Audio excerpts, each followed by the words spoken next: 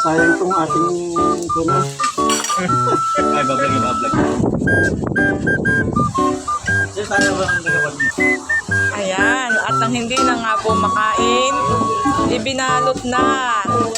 Si Sharon, nakaabot ng Tagaytay. Sharon, gusto mong magbalot ng bulalo, lumayo pa ng Tagaytay, Batangas.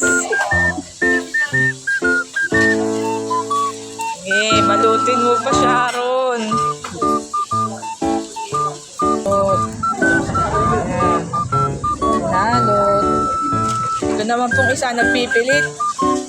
Uubusin niya daw yung kanya. Gusto ko mabutas sa pick-up. Mabutas doon sa pick-up. Hindi naman maglilinis. Tulog na.